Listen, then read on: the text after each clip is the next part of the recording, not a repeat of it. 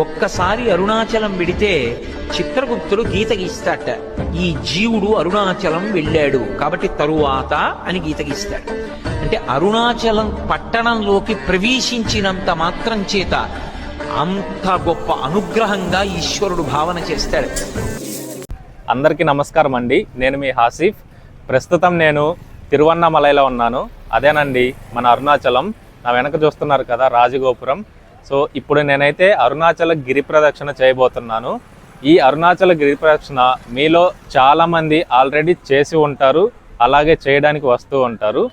ఈరోజు ఈ వీడియోలో ఈ గిరి ప్రదక్షిణలో ఉన్న అనేక విశిష్టతలు, చూడవలసిన ప్రదేశాలు ఏంటో ఒక్కొక్కటిగా చూసుకుంటూ ఈ గిరి ప్రదక్షిణను అయితే మొదలు పెట్టేద్దాం. ముందుగా మనం ఇక్కడ మీకు కనిపిస్తున్న ఆలయం యొక్క తూర్పు రాజగోపురం దగ్గరికి చేరుకోవాలి. ఇక్కడే దీపం, ఒత్తులు, కొబ్బరికాయలు అమ్ముతూ ఉంటారు. కొనేసి దీపం వెలిగించి కొబ్బరికాయ కొట్టేసి మన ప్రదక్షిణని స్టార్ట్ చేయాలి. ప్రదక్షిణ ఎటు నుంచి స్టార్ట్ చేయాలి అంటే ఆలయానికి కుడివైపు నుంచి స్టార్ట్ చేయాలి. అంటే క్లాక్ వైజ్ డైరెక్షన్లో అన్నమాట. ఇలా కొంత దూరం నడిచాక మనకి మొట్టమొదటి ఇంద్రలింగం కనిపిస్తుంది. ఈ ఇంద్రలింగం షాప్స్ మధ్యలో కనిపించినట్లుగా ఉంటుంది కాబట్టి కొంచెం జాగ్రత్తగా చూసుకుంటూ వెళ్ళండి. ఇక్కడి లింగాన్ని దేవేంద్రుడు ప్రతిష్ఠించారని చెప్తారు. నైట్ టైం ఈ ఆలయాన్ని క్లోజ్ చేసి ఉంచుతారు. అయినప్పటికీ మనకి లింగం కనిపిస్తూ ఉంటుంది, దర్శనం చేసుకోండి. గిరి ప్రదక్షిణ ఏ టైంలో స్టార్ట్ చేయాలి అంటే దానికి ప్రత్యేక టైం అంటూ ఏం లేదు, మీకు ఎప్పుడు వీలైతే అప్పుడు చేయొచ్చు. కాకపోతే ఎర్లీ మార్నింగ్ 2 నుంచి 3 గంటల ప్రాంతంలో బ్రహ్మ ముహూర్తం అంటారు కదా, ఆ టైంలో మొదలు పెడితే చాలా మంచిది. సో పంచభూత లింగాలలో ఒకటైన అగ్నిలింగం అరుణాచలంలో ఎలా వెలిసిందో ఇప్పుడు తెలుసుకుందాం. ఒకానొక కాలంలో బ్రహ్మ విష్ణుల మధ్య ఎవరు గొప్ప అనే విషయం పైన తీవ్రమైన వాగ్వాదం జరుగుతూ ఉంటుంది. అప్పుడు పరమేశ్వరుడు బ్రహ్మ విష్ణుల మధ్య ఒక పెద్ద అగ్నిస్తంభంగా ఉద్భవిస్తాడు. దాన్ని చూసిన బ్రహ్మ విష్ణులు ఆశ్చర్యపోతారు. ఆ అగ్నిస్తంభంలో నుంచి పరమేశ్వరుడు ప్రత్యక్షమయ్యి మీలో ఎవరైతే ఈ స్తంభం యొక్క ఆది అంతం చూసి వస్తారో వారే గొప్పవాడు అని చెప్తారు. అప్పుడు బ్రహ్మ తన వాహనమైన హంసతో పైకి వెళ్ళాడు. విష్ణువు వరాహ రూపంలో పాతాళంలోకి వెళ్తారు. తన వల్ల కాక విష్ణువు శివయ్యని శరణు కోరుతారు. ఈ క్రమంలో బ్రహ్మ పైకి వెళ్తూ ఉండగా తనకొక మొగలి పువ్వు కనిపిస్తుంది. మొగలి పువ్వుని నువ్వెక్కడి నుంచి వస్తున్నావు అని అడగ్గా తాను శివుడి జటాజూటం నుంచి వస్తున్నానని బ్రహ్మకు చెప్తుంది. అప్పుడు బ్రహ్మ మొగలి పువ్వుతో జరిగిన విషయం చెప్పి తాను శివుడి శిరస్సును చూశానని అబద్ధం చెప్పమని మొగలి పువ్వుని అడుగుతాడు. మొగలి పువ్వు సరే అని చెప్పగానే ఇద్దరూ కలిసి భూమిపైకి వస్తారు. అలా భూమిపైకి వచ్చిన బ్రహ్మ తాను శివుడి శిరస్సును చూశానని అబద్ధం చెప్తాడు. తాను చెప్పేది అబద్ధమని, ఇక మీదట తనకి భూలోకంలో పూజలు జరగవని శివయ్య బ్రహ్మని శపిస్తారు. అలానే అబద్ధం చెప్పడానికి పూనుకున్న మొగలి పువ్వుని కూడా తాను శివారాధనకి పనికిరాదని శపిస్తారు. ఈ విధంగా పరమశివుడు మొట్టమొదట అగ్నిలింగ రూపంలో ఆవిర్భవించిన ప్రదేశమే అరుణాచలం. అరుణ అంటే ఎర్రనిది అని అర్థం. అచలం అంటే చలనం లేనిది, కొండ. సో ఇంద్రలింగం తర్వాత మనం చూడవలసిన విశేషం అగ్ని తీర్థం. ఈ తీర్థం అగ్నిలింగం పక్కనే ఉంటుంది. గిరి చుట్టూ 8 దిక్కుల్లో 8 లింగాలను ప్రతిష్ఠించారు.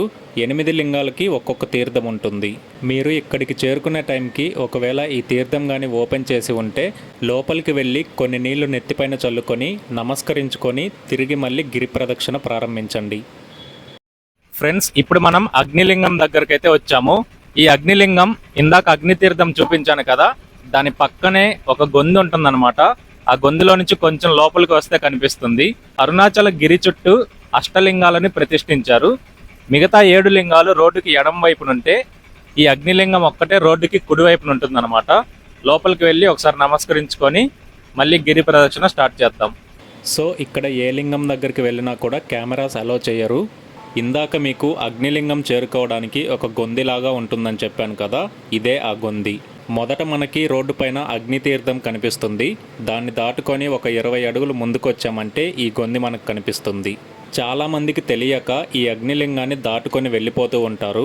సో కొంచెం జాగ్రత్తగా చూసుకుంటూ వస్తే కనిపిస్తుంది. అగ్నిలింగం దాటిన తర్వాత శేషాద్రి ఆశ్రమం ఉంటుంది. ఒకసారి నమస్కరించుకోండి. ఈయన ఒక అవధూత అని చెప్తారు. తర్వాత కొంచెం దూరం నడవగానే రోడ్డుకి కుడివైపున దక్షిణామూర్తి ఆలయం కనిపిస్తుంది. ఈ ఆలయంలో పరమేశ్వరుడు మనకి లింగ రూపంలో కాకుండా మూర్తి రూపంలో దర్శనమిస్తారు. ఈ ఆలయం చూడ్డానికి చాలా చిన్నదిగా, చాలా కొత్తగా ఉన్నట్టు కనిపిస్తుంది. కానీ ఈ ఆలయానికి 1500 ఏళ్లకి పైగానే చరిత్ర ఉంది. తర్వాత మనం చూడాల్సిన విశేషం రమణ మహర్షి గారి ఆశ్రమం. ప్రస్తుతం లోపలికైతే ఎవరిని అలో చేయట్లేదు, బయట నుంచే ఒకసారి నమస్కరించుకొని వెళ్దాం. ఇప్పుడు మీరు చూస్తున్నది వినాయకుడి ఆలయం. ఈ ఆలయానికి ఒక ప్రత్యేకమైన చరిత్ర ఉంది. అదేంటంటే ఇక్కడికి పార్వతీ పరమేశ్వరులు వృద్ధ దంపతుల రూపంలో వచ్చి ప్రత్యక్షమయ్యారట. ఈ ఆలయం రోడ్డుకి ఎడమవైపున గ్రిల్స్ అమర్చబడి చెట్ల మధ్యన ఉంటుంది. తప్పకుండా దర్శించుకోండి. అరుణాచల గిరి చుట్టూ ఇలా మనకి ఫ్రీ వాటర్ అవైలబుల్గా ఉంటాయి. ఇప్పుడు మీకు ఒక డౌట్ వచ్చి ఉంటుంది, కొండ చుట్టూ మొత్తం ఎన్ని విశేషాలు ఉన్నాయి అని. అరుణాచల కొండ శ్రీచక్ర ఆకారంలో ఉంటుంది. శ్రీచక్రంలో మొత్తం 44 ఎనర్జీ పాయింట్స్ ఉంటాయి. అలానే గిరి చుట్టూ కూడా 44 ఎనర్జీ పాయింట్స్ ఉంటాయన్నమాట. ఈ 44లో కొన్ని మాత్రం మరుగున పడిపోయాయి, కొన్ని మాత్రమే మనం ఇప్పుడు చూడగలం. ఇది సింహతీర్థం. ఇది రోడ్డుకి కుడివైపున ఉంటుంది. లోపల తీర్థంతో పాటు ఒక పెద్ద సింహాకారం కూడా కనిపిస్తుంది. ఒకసారి నమస్కరించుకొని బయలుదేరండి. గిరి ప్రదక్షిణలో భాగంగా మనం దర్శించుకోబోయే 3వ లింగం యమలింగం. ఇక్కడ మీకు ఎల్లో కలర్లో ఒక బోర్డు కనిపిస్తుంది కదా, ప్రతి లింగం దగ్గర ఇలాంటి ఒక బోర్డు ఉంటుంది. ఒకవేళ మీకు తెలియకపోతే ఈ బోర్డును చూసి గుర్తుపట్టండి.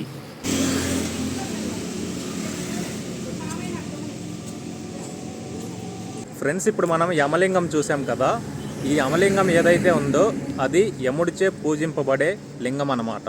సో ఇక్కడ పూజ చేసినా లేదంటే అర్చన చేసినా అకాల మృత్యు భయం అనేది ఉండదని ఇక్కడ చెప్తున్నారు.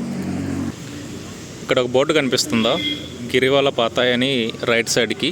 సో మనం యమలింగం నుంచి కొంచెం ముందుకు రాగానే రోడ్డు 2గా డివైడ్ అవుతుందన్నమాట. మనం కుడి చేతి వైపుగా వెళ్ళాలి.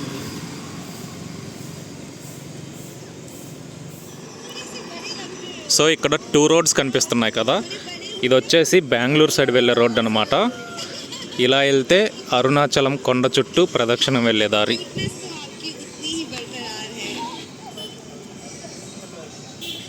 ఇప్పుడిప్పుడే తెల్లవారుతుందండి.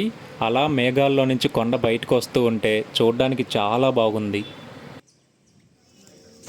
మన చింటుగాన్ని చూడండి, ఎంత ప్రశాంతంగా పడుకున్నాడు.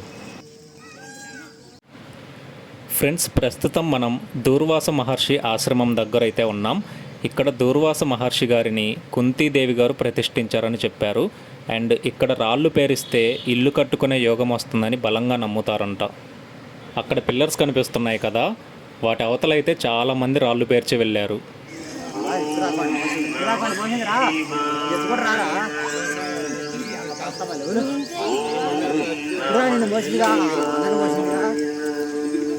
ఇప్పుడు మీరు చూస్తున్న ఈ కోనేరు లాంటి తీర్థం పేరు శోణ తీర్థం.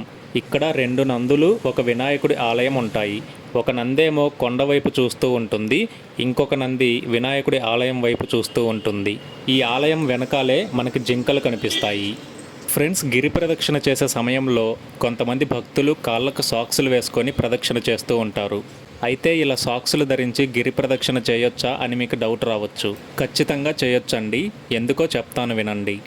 అరుణాచల గిరి ప్రదక్షిణ మొత్తం 14 కిలోమీటర్లు ఉంటుంది. అయితే చాలామంది అంత దూరం నడవలేకపోవచ్చు కదా. నడవగలిగిన భక్తులు ఆ శివయ్యని స్మరించుకుంటూ ప్రదక్షిణ చేస్తూ ఉంటారు. కానీ నడవలేని వాళ్ళకి వాళ్ళ మనసంతా దేవుడిపైన కాకుండా కాళ్ళ నొప్పులపైనే ఉంటుంది. అంతేకాకుండా టైం గడిచే కొద్దీ ఎండకి రోడ్డు కూడా కాలిపోతూ ఉంటుంది. ఇలాంటి పరిణామాల వల్ల మన మనసు దేవుడి దగ్గర ఉండదన్నమాట. అందుచేత సాక్సులు వేసుకొని గిరి ప్రదక్షిణ చేయొచ్చు.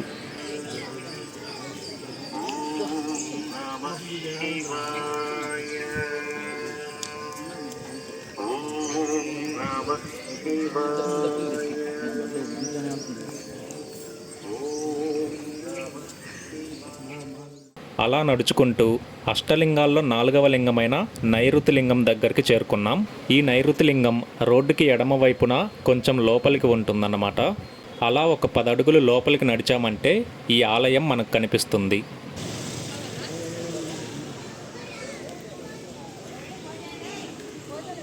ఇదే నైరుతిలింగ ఆలయం. ఇక్కడ నైరుతిలింగాన్ని రాక్షసరాజు అయినటువంటి నిరుతి అనే వ్యక్తి ప్రతిష్ఠించారని చెప్పారు. అష్టలింగాలలో ప్రతి లింగం దగ్గర ఒక కోనేరు ఉంటుందని చెప్పాను కదా, అలా ఇప్పుడు మీరు చూస్తున్న ఈ కోనేరు నైరుతి పుష్కరిణి అంటారు. ప్రస్తుతం చాలా ఏళ్ళుగా ఈ కోనేరు వాడుకలో లేదు. క్లీన్ చేసి ఓపెన్ చేస్తే బాగుంటుందేమో కదా.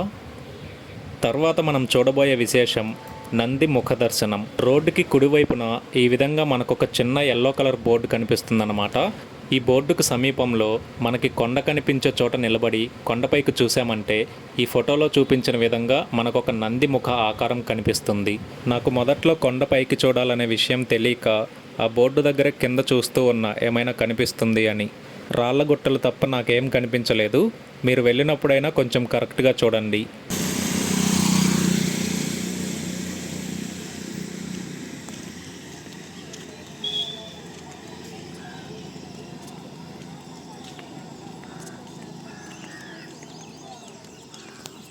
తర్వాత మనం చూడాల్సిన విశేషం ఎదిర్నేర్ అన్నామలై ఆలయం. మెయిన్ టెంపుల్కి 4 వైపులా 4 గోపురాలు ఉంటాయన్న విషయం మనకు తెలుసు కదా. వీటిలో ఆలయానికి వెనుక వైపున ఉన్న పశ్చిమ రాజగోపురానికి స్ట్రైట్గా వెనుక ఉంటుందన్నమాట ఈ ఎదిర్నేర్ అన్నామలై ఆలయం. ఈ ఆలయ విశిష్టత ఏంటంటే మన తెలుగు వాళ్ళకి ఉగాది ఎలా అయితే ఉంటుందో తమిళ్ వాళ్ళకి పుత్తండు అని తమిళ్ న్యూ ఇయర్ ఉంటుందన్నమాట. ఆ రోజు సూర్యకిరణాలు ఈ ఆలయంలో ఉన్న శివలింగంపై డైరెక్ట్గా పడతాయి.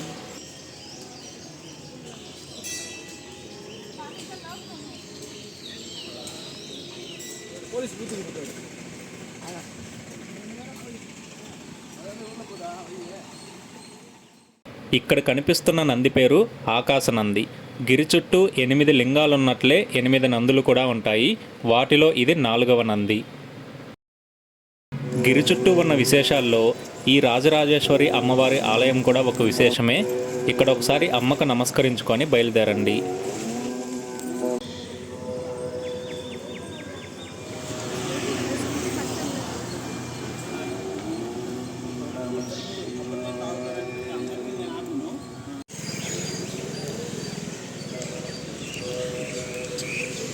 ఇక నెక్స్ట్ విశేషం ఈ గౌతమ మహర్షి ఆశ్రమం.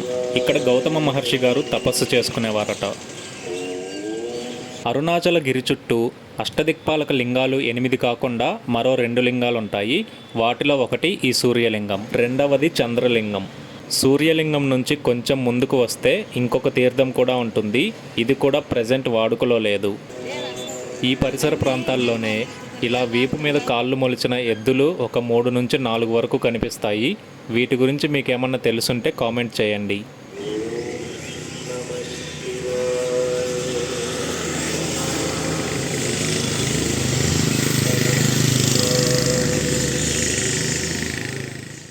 తర్వాత 5వ లింగమైనటువంటి వరుణలింగం దగ్గరికి చేరుకున్నాం. ఈ వరుణలింగానికి అధిదేవత శనేశ్వరుడు. వరుణలింగాన్ని దర్శించుకోవడం వల్ల మన జీవితంలో ఉన్న కొంతవరకు సమస్యలు తీరిపోతాయని ఇక్కడి భక్తుల నమ్మకం.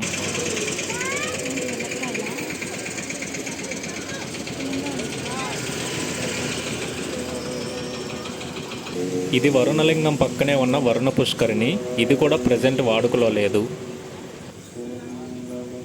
వరుణలింగం దాటిన తర్వాత ఒక పావు గంట సేపు నడిచామంటే రోడ్డుకి కుడివైపున ఒక పెద్ద చింత చెట్టు కనిపిస్తుంది. ఈ చెట్టు కింద ప్రతిరోజు ఉదయం బ్రేక్ఫాస్ట్, మధ్యాహ్నం లంచ్ ఫ్రీగా ప్రొవైడ్ చేస్తారండి. ఒకసారి దగ్గరికి వెళ్ళి చూపిస్తాను. ఈరోజు బ్రేక్ఫాస్ట్లో కట్ పొంగల్ అండ్ సాంబార్ వడ్డిస్తున్నారు. మీరు వెళ్ళినప్పుడు కూడా ఇదే పెట్టారా, లేదంటే మెనూలో ఏమన్నా చేంజ్ ఉందా ఒకసారి కామెంట్ పెట్టండి.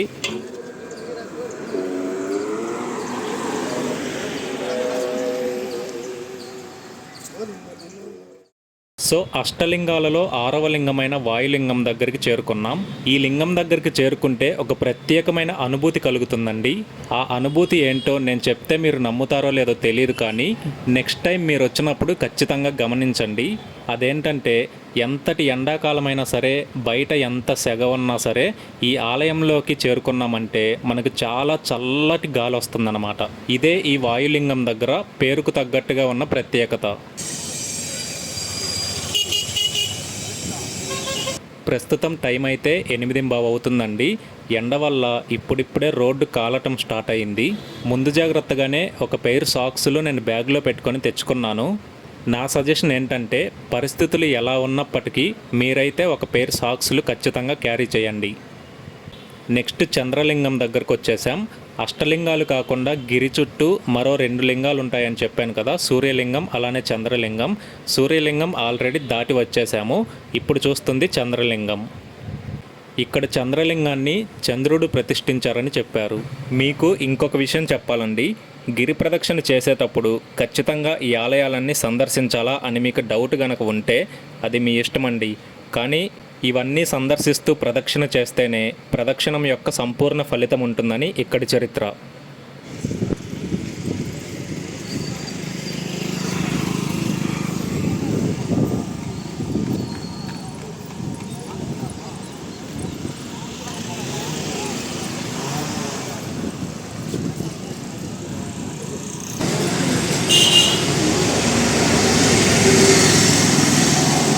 సో నేనైతే ఉదయం 4:30కి గిరి ప్రదక్షిణ స్టార్ట్ చేశాను. ప్రస్తుతం టైం అయితే దగ్గర 9 అవుతుంది. 8:40 అయింది. 9 కిలోమీటర్లు కంప్లీట్ చేశాను. ఇంకా 5 కిలోమీటర్స్ ఉంది. నెక్స్ట్ అష్టలింగాల్లో 7వ లింగం కుబేరలింగం. ఇక్కడ లింగాన్ని లక్ష్మీదేవి ఆరాధించి వచ్చే భక్తులకు సిరి సంపదలు ప్రసాదించమని కుబేరుడికి అప్పగించింది. అప్పటి నుంచి కుబేరలింగంగా ప్రసిద్ధి చెందింది. కుబేరలింగం దర్శించుకొని కొంత దూరం నడిచాక నాకు ఒక పెద్ద క్యూ లైన్ కనిపించింది. టైం 9 అయింది కదా, బ్రేక్ఫాస్ట్ ఏమైనా పెడుతున్నారేమో అనుకున్నాను. కానీ దగ్గరికి వెళ్ళాక తెలిసింది వీళ్ళంతా మోక్ష మార్గం నుంచి రావడానికి నిలబడ్డారు అని. సో ఇంతమంది వెయిట్ చేస్తున్నప్పుడు మధ్యలో దూరి తిట్టించుకోవడం ఎందుకని పద్ధతిగా వెళ్ళి బుద్ధిగా లైన్లో నుంచున్నాను. లైన్లో నిలబడినంతసేపు ఇక్కడ కోతులు చేస్తున్న అల్లరిని చూస్తూ ఆనందించాం. ఇప్పుడు ఈ మోక్ష మార్గం గురించి కొన్ని విషయాలు తెలుసుకుందాం. మోక్ష మార్గంగా పిలువబడే ఈ చిన్న గుడి లాంటి నిర్మాణం పేరు ఇడుక్కు పిల్లయార్. దీని లోపల ఇడాయి కట్టు సిద్ధార్ అనే అతను 2 యంత్రాలను ప్రతిష్ఠించారు. ఇందులోకి దూరి లోపలికి వెళ్ళేటప్పుడు మనకు నేలపైన రౌండ్గా చక్రాల లాంటి నిర్మాణాలు 2 కనిపిస్తాయి. అవే ఆ యంత్రాలు. చాలామంది భక్తులు దీన్ని ఒక మోక్ష మార్గంలా భావిస్తూ ఉంటారు. కానీ నిజానికి మనం దీనిలో నుంచి ఆ 2 యంత్రాలను తాకుతూ బయటికి రావడం వలన 11 కిలోమీటర్లు నడిచిన అలసట పోయి బాడీకి కొంచెం ఉపశమనం దొరుకుతుంది. ప్రస్తుతం టైం 10 అయిందండి. రోడ్డు అయితే కాలిపోతూ ఉంది. నేను ఇంకా సాక్స్లు వేసుకోలేదు, ఎందుకంటే నడవగలిగినంత దూరం సాక్సులు లేకుండానే నడవాలనుకుంటున్నాను. ఫైనల్గా లాస్ట్ లింగం అయినటువంటి 8వ లింగం ఈశాన్య లింగం దగ్గరికి చేరుకున్నాం.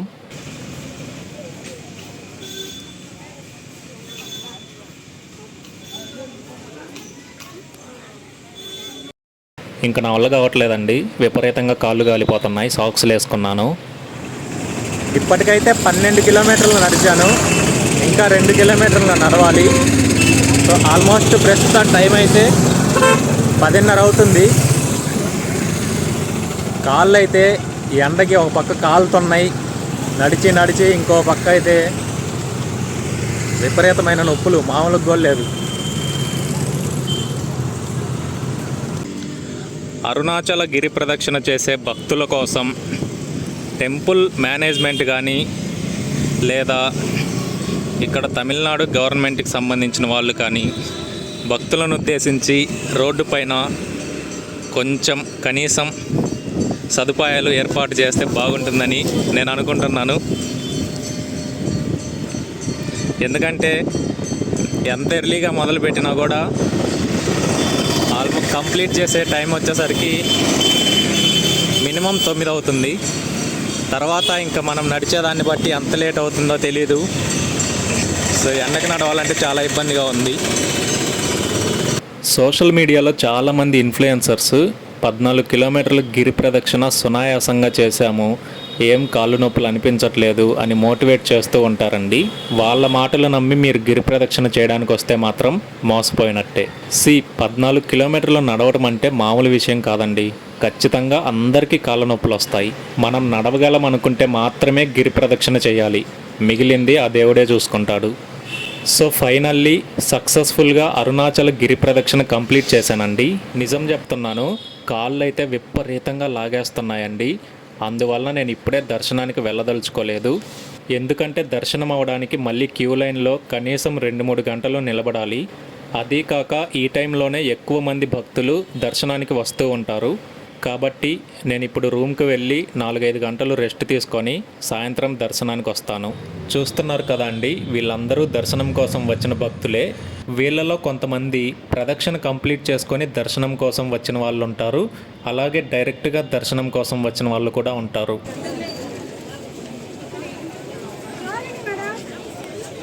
A few moments later. Good evening అండి.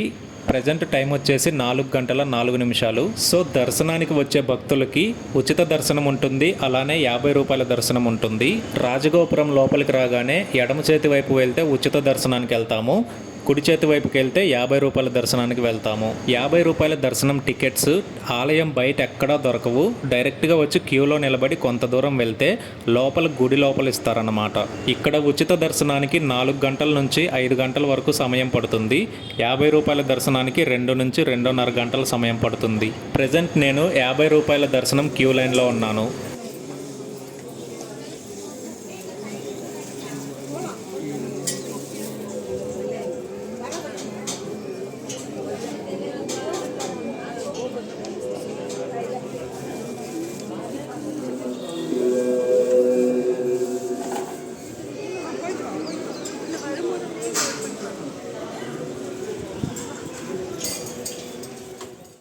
ఫ్రెండ్స్, ఇక్కడ కనిపిస్తుంది కదా, ఇది ఆలయం యొక్క మినియేచర్ బ్లూ ప్రింట్ అనమాట.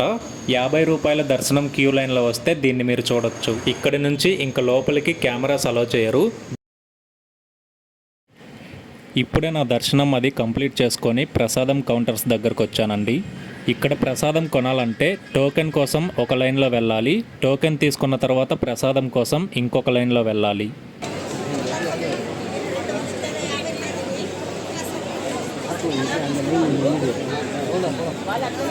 పులిహోర, స్వీట్ పొంగల్ కాకుండా ఇక్కడ మరికొన్ని రకాల ప్రసాదాలు కూడా దొరుకుతాయి. వీటికి ఎలాంటి టోకెన్ అవసరం లేదు, డైరెక్ట్గా క్యూ లైన్లో వెళ్ళి కొనుక్కోవటమే. ఇవన్నీ ప్రసాదం కౌంటర్స్ అండి. అండ్ ఇక్కడ చూసుకున్నట్లయితే ఆలయం యొక్క వెనక రాజగోపురం అనమాట, పశ్చిమ రాజగోపురం. అండ్ దీని పక్కనే ఉన్న క్యూ లైన్ వచ్చేసి ఉచిత దర్శనానికి వచ్చేవాళ్ళు అనమాట. ఫ్రెండ్స్, ఈ వీడియోని ఇంతటితో ముగిస్తున్నాను. మీకు నచ్చితే కనుక లైక్ చేసి మన ఛానల్ని సబ్స్క్రైబ్ చేయండి. ఆల్రెడీ సబ్స్క్రైబ్ చేసి ఉంటే పక్కనే ఉన్న బెల్ ఐకాన్ని ప్రెస్ చేయండి. ఈ వీడియో గురించి మీకు ఎటువంటి డౌట్స్ ఉన్నా కూడా కామెంట్ సెక్షన్లో అడగండి, నేను రిప్లై ఇస్తాను.